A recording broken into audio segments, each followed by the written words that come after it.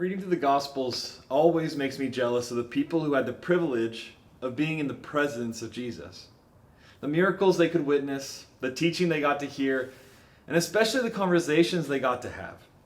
Imagine having Jesus ask you a question, or even being able to ask him one yourself.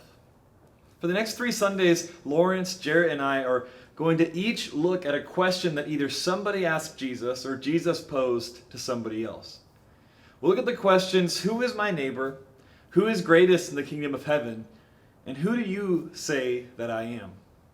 This Sunday, we will begin by looking at the question that an expert in the law asked Jesus in Luke 10, starting around verse 25. Who is my neighbor?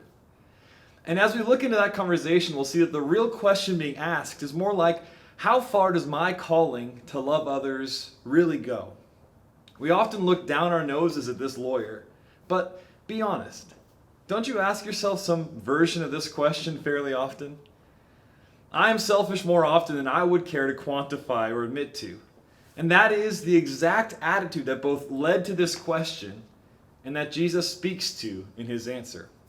Listen to Jesus' response to the question in Luke 10 and verse 29. But he, desiring to justify himself, said to Jesus, "And who is my neighbor?" Jesus replied, "A man was going down from Jerusalem to Jericho, and he fell among robbers, who stripped him and beat him and departed, leaving him half dead. Now by chance a priest was going down that road, and when he saw him, he passed by on the other side. So likewise a Levite, when he came to the place and saw him, passed by on the other side. But a Samaritan, as he journeyed, came to where he was, and when he saw him, he had compassion. He went to him and bound up his wounds, pouring on oil and wine. Then he set him on his own animal, and he brought him to an inn and took care of him. And the next day he took out 2 denarii and gave them to the innkeeper, saying, 'Take care of him, and whatever more you spend, I will repay you when I come back.' Which of these 3 do you think proved to be a neighbor to the man who fell among the robbers?" He said, "The one who showed him mercy." And Jesus said to him, "You go and do likewise." Jesus' response to this man and his question is perfect.